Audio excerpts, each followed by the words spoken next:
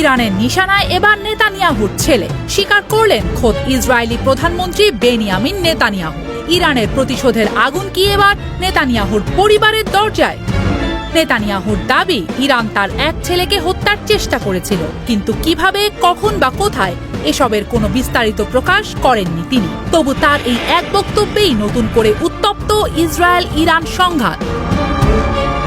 সোমবার ইসরায়েলের চ্যানেল 14কে দেওয়া এক ফোন সাক্ষাৎকারে বিস্ফোরক এই দাবি করেন নেতানিয়াহু।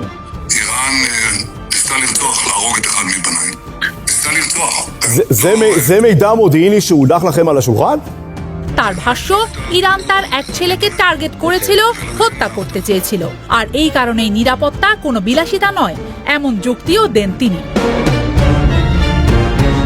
ঘটনাটি সামনে এসেছে আরও একটি গুরুত্বপূর্ণ সময়। ইসরায়েলের সাধারণ নির্বাচন আগামী 27 অক্টোবর, কিন্তু জনমত জরিপে নেতানিয়াহুর জোট অনেকটা পিছিয়ে। অন্যদিকে সাবেক সেনাপ্রধান গাদি আইজেনকটও প্রধানমন্ত্রী হওয়ার দৌড়ে শক্ত অবস্থানে। তাকে নিরাপত্তা দেওয়ার বিষয় নিয়েই মূলত কথা বলছিলেন নেতানিয়াহু। নেতানিয়াহুর বক্তব্য, যে কোনো প্রধানমন্ত্রী পদপ্রার্থীর পর্যাপ্ত নিরাপত্তা থাকা দরকার।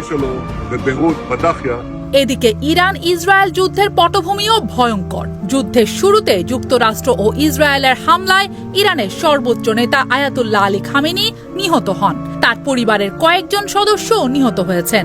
এরপর প্রতিশোধের অঙ্গীকার করে তেহরান। খামেনির ছেলে মোস্তফা এখন ইরানের নতুন সর্বোচ্চ নেতা। বাবার মৃত্যুর পর তিনিও রক্তের প্রতিশোধ নেওয়ার অঙ্গীকার করেছেন। আর ঠিক এই সময়েই নেতানিয়াহুর দাবি, ইরান তার এক ছেলেকে হত্যার চেষ্টা করেছিল। নেতানিয়াহুর দুই ছেলে, তার মধ্যে বড় ছেলে ইয়াইর দীর্ঘ সময় ধরে যুক্তরাষ্ট্রের মিয়ামিতে অবস্থান করছেন। জুলাই থেকেই নেতানিয়াহুর দুই ছেলে ও স্ত্রীকে বাড়তি ব্যক্তিগত নিরাপত্তা দেওয়া হয়েছে বলে ইসরায়েলি সংবাদ মাধ্যমের খবর। কিন্তু এখানেই রহস্য আরো ঘনীভূত, কারণ নেতানিয়াহু বলেননি কোন ছেলেকে টার্গেট করা হয়েছিল, বলেননি কখন এই চেষ্টা করা হয়েছিল, বলেননি কোথায় হয়েছিল, এমনকি হামলাটি বাস্তবায়নের কতটা কাছাকাছি গিয়েছিল সেটিও জানাননি। ইরানের জাতিসংঘ মিশনও তাৎক্ষণিকভাবে এই অভিযোগের কোনো জবাব দেয়নি। অর্থাৎ এখন পর্যন্ত প্রকাশ্যে আছে শুধু নেতানিয়াহুর দাবি।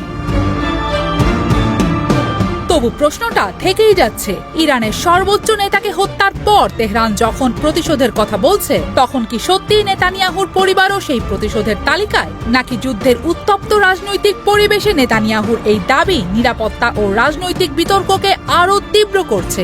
কোন ছেলে ছিল ইরানের নিশানায়? কি ঘটেছিল সেই অজানা ঘটনায়? আর সবচেয়ে বড় প্রশ্ন, নেতানিয়াহু যখন বলছেন ইরান আমার ছেলেকে হত্যা করতে চেয়েছিল, তখন সেই কথিত হামলার পুরো সত্যটা সামনে আসবে কবে?